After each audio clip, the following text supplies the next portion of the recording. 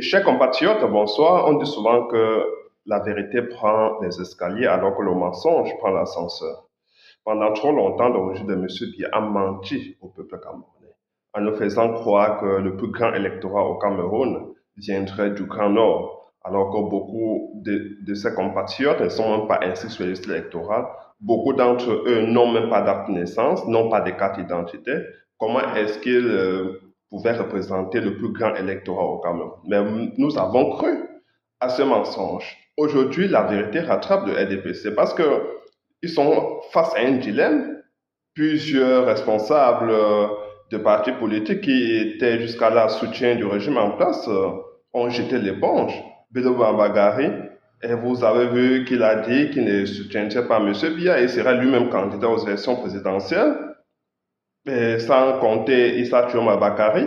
Voilà deux ténors qui ont décidé d'abandonner M. Biya et ils font partie du Grand Nord. C'est ça le problème. Comment est-ce qu'ils vont pouvoir justifier leur victoire, je vais dire à l'avenir? Ils vont devoir trouver des stratagèmes parce que le plus grand électorat, s'il vient du Grand Nord, alors ça veut dire que le RDPC ne peut pas gagner les élections présidentielles prochaines, même avec l'effort de Massou et Baba, c'était déjà une notoriété publique que le RDPC ne pouvait pas gagner les élections, que le RDPC n'a jamais gagné les élections au Cameroun, mais aujourd'hui ils sont face à une situation beaucoup plus compliquée. Tout le Grand Nord aujourd'hui, une grande partie est acquise au professeur Moscanton. Il y a le reste qui est acquis aujourd'hui à Beno Mabagari, Issa Bakare et peut-être d'autres. Donc le RDPC se trouve tout simplement déshabillé, vide, c'est une coquille vide. Et le RDPC a toujours été une coquille vide, chers compatriotes. Ça, c'est le premier problème que le RDPC affronte en ce moment donné. Ils ont face à eux un autre problème, un autre caillou dans la chaussure. Parce que sans congrès de leur parti politique, voilà aujourd'hui plusieurs candidats au sein même de leur cuisine interne qui déclarent leur candidature aux élections présidentielles à venir. Et comment est-ce qu'ils vont faire pour résoudre ce problème-là? Parce que pendant trop longtemps, ils ont abandonné leurs problèmes pour focaliser toute l'attention sur le MSC. Ils ont voulu à un moment donné, ils ont voulu décapiter le MSC à un moment donné avec les Michel Doki, les Njamel et tout ça. Il y avait des courants de pensée différents, comme si un parti politique était la cour du roi Péto, comme si c'était là où chacun pouvait venir faire ce qui lui semble bien pour sa personne, pour son propre intérêt. Et aujourd'hui, ils sont face à cette réalité qui les a rattrapés. Parce que voilà, les militants du RTPC qui disent qui voudraient aussi être candidats aux élections présidentielles, parce que sans concret, tous ceux qui occupent les fonctions au sein du RTP aujourd'hui sont tout simplement illégitimes. C'est-à-dire qu'ils sont en porte-à-faux avec les textes même de leur parti politique. Comment ils vont faire pour que M. Biya soit candidat aux élections présidentielles sans congrès, alors qu'il n'est même plus président du parti depuis un certain temps déjà? Je veux dire que aujourd'hui, ils ont toujours dit que là où il y a le trouble, il faudrait l'intervention du gouvernement. Et il y a le trouble. Vous avez vu l'UPC, ils ont UPCC ce parti politique. Je veux dire qu'ils ont décapité ce parti politique, empêchant, parce qu'avec avec un problème en son sein, un désaccord en son sein, ils ont empêché que l'UPC présente souvent des candidats dans certaines circonscriptions. Et parfois, même à l'élection présidentielle, ils ont rejeté des candidatures. Aujourd'hui, même au sein du RDPC, ils ont des problèmes sérieux. Comment est-ce qu'ils vont pouvoir valider des candidatures, commençant par M. Biya, avant d'arriver aux autres? Donc, le problème, ils ont voulu déplacer le problème qui se trouvait chez eux pour le mettre dans le MSC. Et toute l'attention était focalisée là-bas. Tous les Camerounais parlaient du mandat impératif, tout mandat impératif est nul et tout ça. Alors que Maurice Kamto était tranquille dans son coin, il a toujours dit que c'était un faux débat, qu'il ne fallait même pas en parler. Parce que le MSC a des élus en son sein à l'heure que nous parlons, c'est-à-dire qu'il peut présenter un candidat aux élections présidentielles à tout moment, à moins que ce régime voudrait non seulement violer cette disposition de notre constitution, mais aussi voudrait forcer la main du peuple camerounais en présentant un candidat du RDPC, parce qu'à l'heure que je vous parle, le RDPC ne peut pas présenter un candidat aux élections présidentielles d'octobre prochain, chers compatriotes. Il faut que ça soit bien clair. Donc, je vous annonce ça, c'est la mort politique de M. Biya. C'est la mort politique de M. Biya. Il ne peut plus être président de la République de notre pays. Je ne sais pas s'il en a été un jour, parce que quand nous voyons comment notre pays va à volo, quand nous voyons aujourd'hui que le pays est en lambeaux complètement, quand nous savons qu'en 2 ans seulement, M. Biya a mis notre pays à terre, de 82 à 84. 82, M. Biya déclare qu'il trouve les caisses de l'État pleines et saines. 84, il est déjà en train de privatiser toutes les entreprises publiques et parapubliques. 84, il a déjà ramené le Cameroun vers le FMI, vers les fonds, vers les bailleurs de fonds, alors que pendant trop longtemps, pendant 22 ans, Amadou Ahidjo avait refusé que le Cameroun aille vers ces bailleurs de fonds là. Il est allé là-bas nous endetter, parce qu'il prend le pouvoir, c'est la fête tous les jours. Comme j'ai toujours coutume de dire, c'est la farandole avec ses amis. Et je vous dis, le pays de 82 à 84, nous sommes devenus un pays très pauvre, très endetté, à l'espace de 2 ans. En 84, les petits et moyennes entreprises mettent déjà les clés sur les paillassons.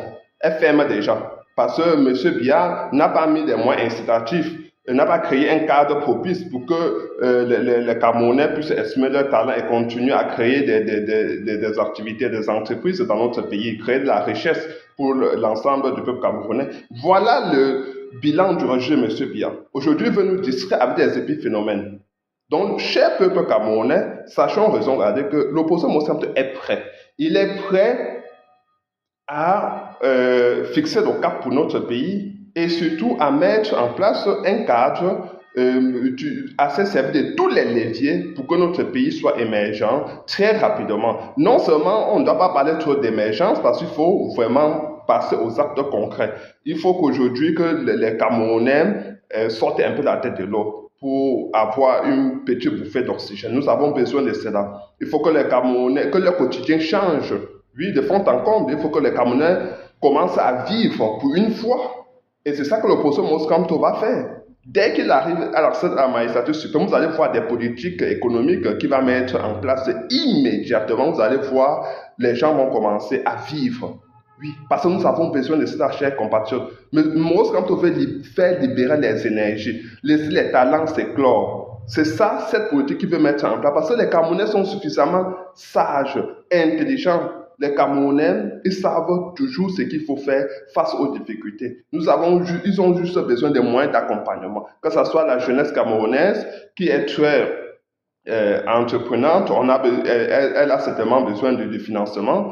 Le Made in Cameroun, par exemple, il faut accompagner ces activités, accompagner ces jeunes qui se battent pour, comme ça, améliorer l'image de notre pays sur la scène internationale avec leur créativité. Il faut accompagner, je veux dire, il faut récupérer les jeunes des quartiers, leur donner des opportunités, les former, les inscrire, il faut les recycler, les former. Les jeunes femmes, il faut leur donner des opportunités. Vous allez voir que le pays va vivre. Le Cameroun sera en chantier, chers compatriotes. Donc, chers compatriotes, sachons que nous avons une grande chance. C'est une chance d'avoir Maurice Kamto. Les choses vont changer.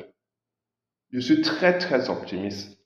Parce que quand je me tourne là, je regarde même certains Camerounais aujourd'hui qui sont véhéments vis-à-vis de Maurice Kamto, qui l'insultent à longueur de jour. Quand je me tourne, je les regarde, je les considère juste comme des gens qui ont besoin d'être ramenés à la raison parce qu'ils sont intelligents. Je veux dire, tous les Camerounais sont intelligents. Sauf qu'aujourd'hui, l'intelligence est mise au service des causes inavouables. Et par exemple, comment est-ce que quelqu'un qui a toutes ses facultés peut encore soutenir le régime en place? Comment on peut justifier tous les tares du régime alors que notre pays est en train de tomber dans le ravin? Nous sommes au bord du précipice, tout simplement. Il n'y a pas d'autre mot que ce que j'utilise là. Certains disent parfois que je suis même très modéré mais je n'ai pas besoin de taper en bas de la ceinture chez compatriotes parce que les faits sont visibles et tangibles sur le terrain. La souffrance des Camerounais se fait ressentir. J'ai vu que c'est chacun qui ressent dans ses propres poches.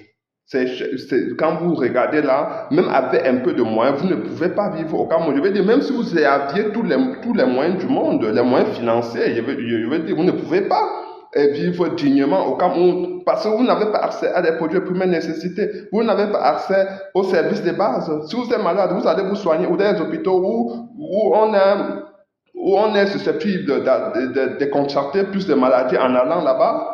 Vous allez voyager sur quelle route? Vous avez une grosse voiture au Cameroun. Vous allez faire comment? Vous allez rouler sur quelle route? Il y a les nids de poules, nids d'éléphants partout. Il n'y a pas de route. Vous allez vivre comment? Il n'y a pas d'électricité. Il n'y a pas de l'eau potable. À chaque fois, c'est délestage, coupure d'eau. Comment est-ce que les Camerounais peuvent vivre dignement dans ce contexte-là? C'est tout simplement impossible. Donc, nous avons l'opportunité aujourd'hui d'avoir un Maurice Kamto et faisons le geste qui compte. Parce que nous sommes certains, comme Maurice Kamto s'appuie sur tous les Camerounais pour développer notre pays. Oui, il est là pour rassembler d'abord. Nous avons besoin d'abord, premièrement, d'être unis. Oui, nous avons besoin d'un peuple camerounais uni. Parce que les enjeux sont colossaux devant nous et les défis sont énormes.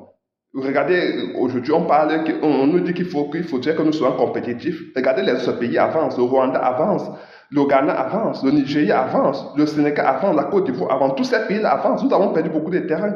Nous sommes devenus la risée africaine, voire internationale. Parce qu'on dit que, mais comment est-ce que ce pays-là qui fabrique tant d'intelligence est loin derrière? Qu'est-ce qui s'est passé entre-temps? Ce sont des vraies questions qu'il faudrait mettre sur la table à un moment donné. Et je pense que le peuple camerounais, au lieu de cacher sa queue, doit cette fois-ci sortir dans les rues par milliers, s'exprimer, exprimer son ras-le-bol, pousser le régime de M. Diavel à sortir parce qu'il n'a plus rien à faire au pouvoir. Et ils n'ont rien fait en 43 ans de pouvoir. Ce n'est pas en 7 ans qui feront ce qu'ils n'ont jamais pu faire en plus de 4 décennies. C'est 4 décennies que nous avons donné à M. Biya pour changer au quotidien les Camerounais. Il n'a jamais rien fait. Il a gouverné sous le coup des slogans politiques. Grandes réalisations, grandes ambitions, grandes opportunités. Tout cela, santé pour tous. Voilà ce que le régime M. Biya nous sert. Aujourd'hui, nous avons que nos yeux pour pleurer. La situation est grave et dramatique, chers compatriotes. Qu'est-ce qu'il faut faire? Je veux dire que des jeunes Camerounais aujourd'hui, regardez ce qu'ils font. Ils inondent les réseaux sociaux du matin au soir. Ils n'ont rien à faire, ils n'ont pas d'opportunité. On ne les a jamais. Ils croient peut-être que c'est normal de vivre dans cette situation délétère. C'est pas normal. C'est pas normal de vivre dans cette précarité, dans cette paupérisation. Ce n'est pas normal. Vous méritez beaucoup mieux. Aujourd'hui, ils vont venir dans les voitures 4x4, vous donner 5 000 francs, 10 000 francs. Pourquoi vous votiez plutôt M. Biya? Pourquoi vous votiez pour que vous pérennisiez le régime, vos bourreaux qui sont au pouvoir depuis des décennies? Parce qu'ils pensent que vous êtes réduit à ces miettes-là. Qu'est-ce que vous pouvez faire avec 10 000 francs? Même si c'était 1 million, qu'est-ce que vous pouvez faire avec 1 million en 7 ans de pouvoir? Parce qu'ils vont vous donner de l'argent pour vous oublier de nouveau. Qu'est-ce qu'ils vont faire? Ils ont toujours fait des grandes promesses. Ils ont toujours promis monts et merveilles. Et au bout du compte, rien n'est visible. Rien n'est tangible. Les jeunes Camerounais ont été complètement abandonnés. Ceux qui étaient jeunes hier sont vieux aujourd'hui. Les jeunes d'aujourd'hui vont aussi vieillir. Parce que la jeunesse n'est pas figée. Et chacun perd sa jeunesse. Ceux qui étaient jeunes hier, aujourd'hui, sont déjà âgés, sont déjà vieux, sans avoir rien eu de ce régime. Nous parlons d'un régime qui fait mal à l'ensemble du peuple camerounais, chers compatriotes. C'est tout le monde qui souffre, ce sont toutes les couches sociales de notre pays. C'est partout, ce sont tous les strates de notre société, partout. Donc ici, il faut toucher toutes les composantes de la société, que chacun doit s'exprimer, tous les corps de métier, les artistes musiciens, les joueurs, tout le monde en fait, les étudiants. Qu'est-ce que vous faites? Vous n'avez pas Internet dans vos universités. Vous croyez que quand vous allez finir, vous allez trouver le boulot où? Regardez le marché du travail, il est vide, il est stérile. Vous allez faire comment? La diaspora, aussi vous croyez que la diaspora, c'est pas seulement pour elle, mais c'est pas surtout pour le peuple camerounais, pour ceux qui sont au Cameroun, par exemple. Parce que la diaspora aussi voudrait, certains ne parviennent plus à visiter leur pays. Certains de la diaspora, elles voudraient bien arriver au pays pour relancer le développement de nos infrastructures, y contribuer de manière significative. C'est pour ça que certains diasporiens se battent.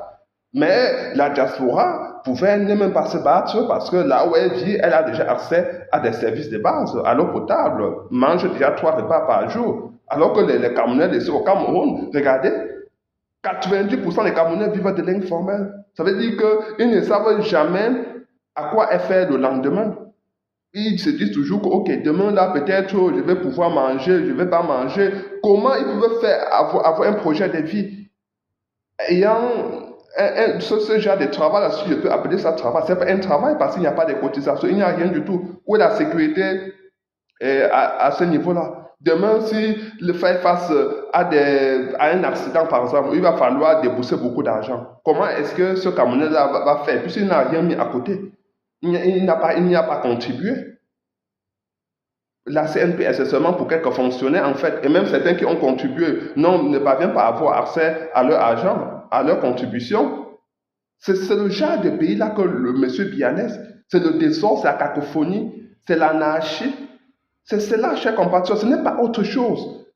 Maintenant, au lieu de parler de ces sujets majeurs dont les Camerounais font face, ils vont éclipser cela, ils vont mettre ça à côté pour mettre au centre de la discussion le tribalisme, pour polluer l'atmosphère politique, polluer la scène nationale, la scène nationale avec ce genre de discours-là. Le tribalisme, tel ne peut pas être président, tel ne peut pas être président.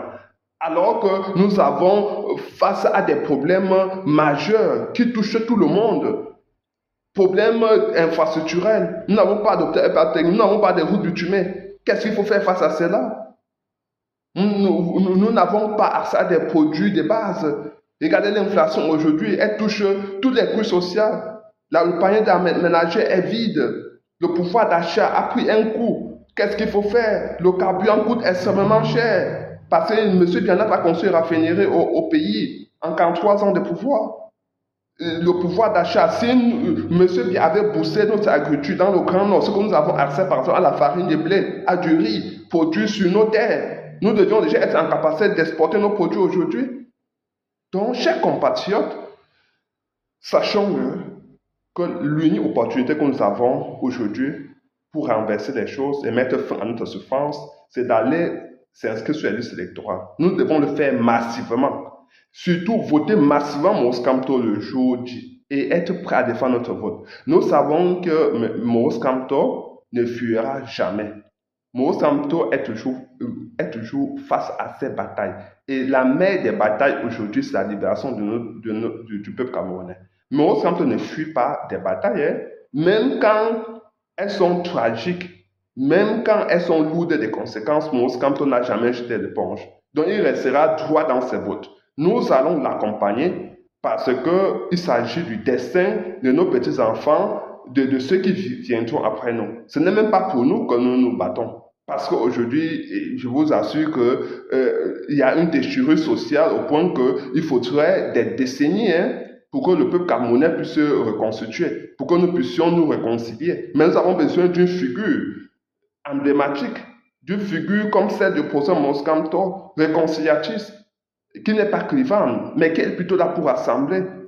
Nous avons besoin de cet humaniste pour changer les choses, de montrer pas des actes d'amour, que nous ne devons pas nous regarder en chair de face, mais que nous devons nous réconcilier pour la construction nationale.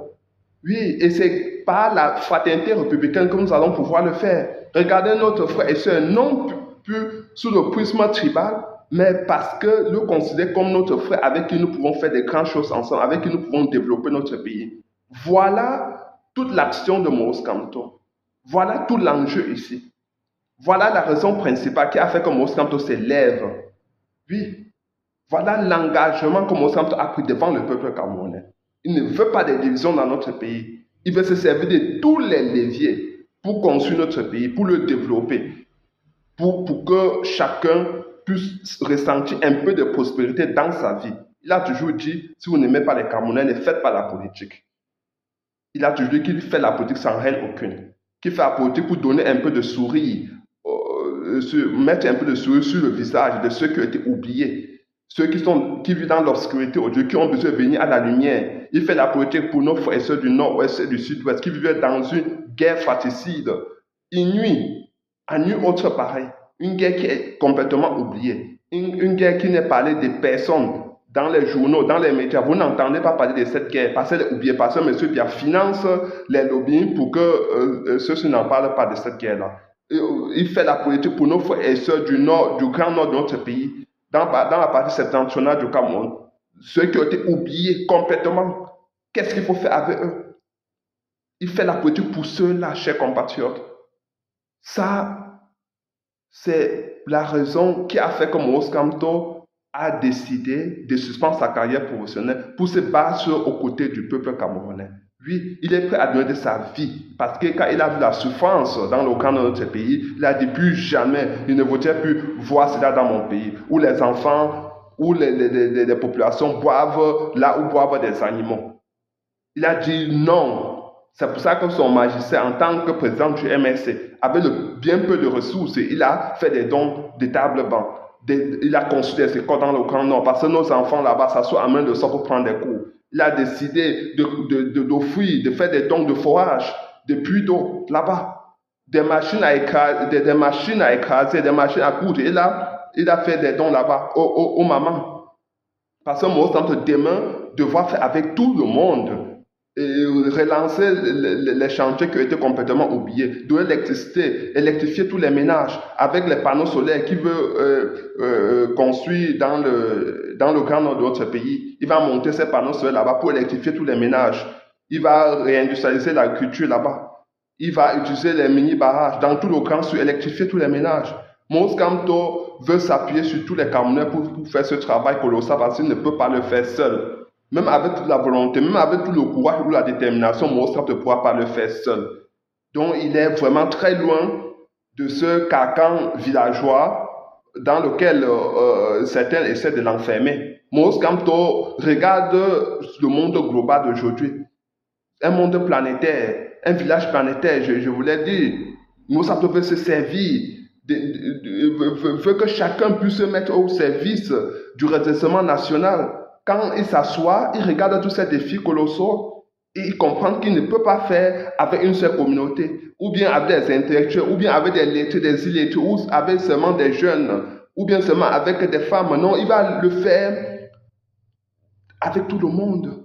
C'est une initiative nationale. Chers compatriotes, ok, partagez massivement cette vidéo et surtout abonnez-vous. Soyons prêts à remplir les rues par milliers. Si à jamais le régime M. Biya a volé notre victoire, nous savons déjà que ce régime va voler, donc restons mobilisés. Remplis les rues par milliers et vous allez voir que le régime M. Biya va tomber. Nous allons remplir les rues, pas pour casser, mais pour demander à ce que notre volonté soit respectée. Oui, parce que Moïse Kamto va battre le régime M. Biya à plat couture, il va battre le régime M. Biya dans les urnes. C'est notre seul adversaire aujourd'hui. Tous ceux qui sont autour là, qui tournent autour là comme des hirondelles, ce sont des gens qui sont seulement là pour servir le régime. Il s'agit de la distraction. Le seul aujourd'hui qui porte des coups mortels au peuple camerounais, c'est le régime M. Biya, chers compatriotes. Sachons-le et battons-nous pour que nos frères et sœurs ne tombent plus. Pour qu'il n'y ait plus des enlèvements extrajudiciaires, pour qu'il n'y ait plus la guerre fratricide dans notre pays, pour qu'il n'y ait plus Boko Haram dans le Grand Nord. Parce que si on donne la possibilité aux jeunes là-bas, Boko Haram ne trouvera plus personne à recruter. Et c'est ça, tout l'engagement du procès Moïse Kamto. Ok, partagez-moi cette vidéo et abonnez-vous. Ciao.